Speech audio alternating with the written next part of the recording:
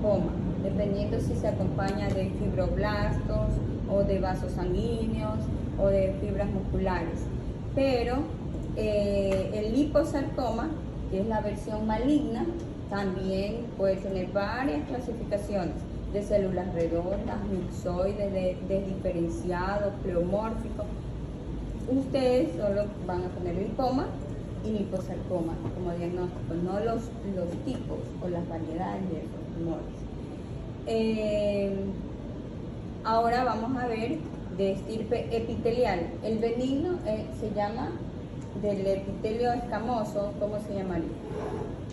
Papiloma escamoso. Los papilomas escamosos se caracterizan por presentarse como un aspecto verruciforme, como una verruguita, exofítico sobresaliendo de la superficie, y eso se llama papiloma escamoso. Eso es benigno. El maligno se va a llamar carcinoma escamocelular, o también llamado carcinoma epidermoide o espinocelular, porque se origina en el estrato espinoso de la epidermis. Puede haber en cualquier lugar donde haya epitelio escamoso, es decir, puede haber un carcinoma escamocelular o epidermoide o espinocelular en la lengua, en el labio, en el carrillo, en el paladar, en la amígdala, en la laringe, en toda la laringe. Puede haber en el esófago, pero también en epitelios escamosos metaplásicos. Por ejemplo, un paciente fumador crónico que tiene metaplasia escamosa en el árbol bronquial puede desarrollar un carcinoma escamocelular. Pero también puede haber en el esófago, como dice Hernán, en cervix, cuello uterino, en vagina, en vulva. En los hombres puede haber en el escroto, en el pene, glande, en la región perianal, en el recto, en el recubrimiento epitelial escamoso. Y estos tumores se van a caracterizar por ser exofíticos, pero también no son delimitados y tienen zonas de erosión y ulceración, con focos de necrosis, reblandecimiento. ¿Y qué característica más importante es la que van a tener? La capacidad de infiltrar a planos profundos. Entonces, estos tumores pueden llegar en ese caso, hacia la hipodermis, hacia el tejido adiposo debajo de la piel. Crece o se inicia en el epitelio escamoso. Cuando solo afecta el epitelio escamoso sin sobrepasar la membrana basal, se llama carcinoma escamocelular in situ. Si rompe la membrana basal, ya sería carcinoma escamocelular infiltrante. Esos carcinomas también pueden ser queratinizantes y no queratinizantes. El queratinizante forma queratina, que la característica de las células escamosas en el epitelio, en la piel, es que forma queratina. Pero aquí la forma de manera abrupta, irregular, y se acumula en unas formaciones eosinófilas que se llaman perlas córneas. Entonces, esa lesión, cuando ustedes escuchen perlas córneas, asócienlo con carcinoma escamocelular. Pero este tumor también puede ser bien diferenciado, poco medianamente diferenciado y poco diferenciado. Mientras menos diferenciado es, ya las células se hacen más inmaduras y se van olvidando de su principal función, en este caso formar queratina. Entonces se hace menos formador de queratina, se hace más compacto, más pleomórfico.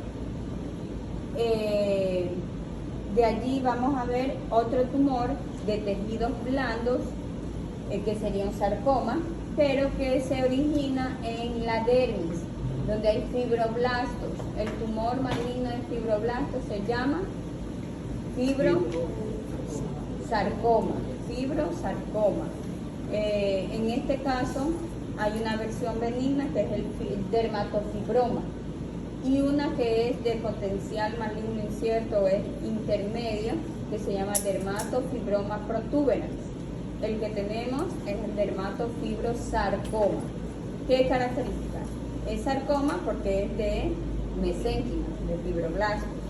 Y es maligno porque va a tener macroscópicamente, infiltra los bordes, no es delimitado, es de aspecto, tiene un crecimiento infiltrativo, se asocia a zonas de necrosis, reblandecimiento y afecta planos profundos, casi que hasta el músculo, y hacia arriba infiltra la dermis, no la epidermis.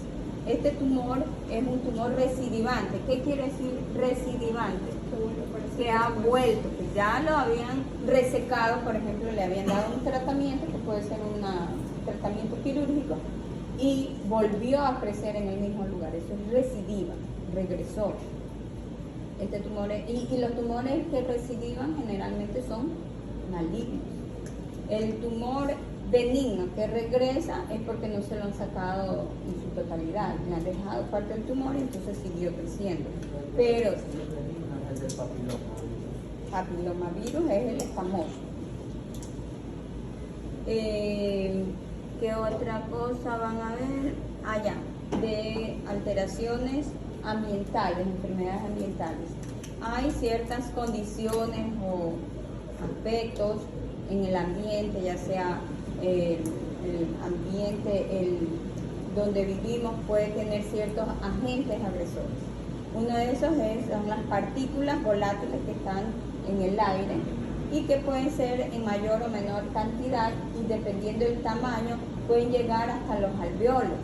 Si miden menos de 10 micras, pasa la barrera de la cilia, los bronquiolos, y llega hasta el alvéolo y puede producir una reacción inflamatoria crónica intensa y a su vez fibrosis pulmonar. Hay una condición que se presenta mucho en pacientes que trabajan en minas de carbón, y eso se llama antracosis, depósito de carbón en las paredes alveolares, en el tejido conectivo. Pero también un fumador crónico puede tener antracosis. Un fumador pasivo o activo puede acumular carbón en los pulmones, y eso causa con el tiempo fibrosis pulmonar. Entonces, esa es una de las enfermedades ambientales, pues, que cuando se relaciona a una ocupación, por ejemplo, el paciente que trabaja en las minas de carbón produce una neumoconiosis, ¿no? Por carbón. Pero también hay otras enfermedades que, por ejemplo, si trabaja en una cantera, si trabaja en una empresa de soldar, o que viva en un lugar donde tienen los techos con asbesto, todas esas sustancias microscópicas se pueden entrar a los alvéolos y causar una reacción inflamatoria y una fibrosis exagerada. En otros órganos también se puede producir una fibrosis exagerada, pero asociada a otros agentes. Puede ser al alcoholismo o a infecciones virales, o también a alteraciones nutricionales. Entonces, al principio el paciente puede tener una esteatosis, el hígado graso. El hígado graso es aumentado de tamaño, amarillento, brillante. Posteriormente puede desarrollar una esteatohepatitis. Cuando hay esteatohepatitis hay focos de necrosis, y esto desarrolla la capacidad que tiene el hígado de regenerarse y de formar esos tabiques fibrosos. Entonces se forman nódulos de regeneración, tabiques fibrosos, y se acompaña de infiltrado inflamatorio.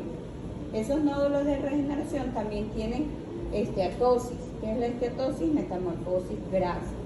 Entonces, todo eso puede llegar a un estado de fibrosis exagerada que se llama cirrosis. La cirrosis en el hígado causa retracción, endurecimiento del parénquima, y los nodulitos, que pueden ser micro y macronodulares según el tamaño. Si miden más de 3 milímetros son macronódulos, si miden menos son micronódulos. Puede haber una cirrosis micro y macronodular. Hay cirrosis alcohólica, cirrosis biliar, cirrosis causada por procesos inflamatorios virales previos, y también por trastornos alimenticios. Vamos a ver los órganos.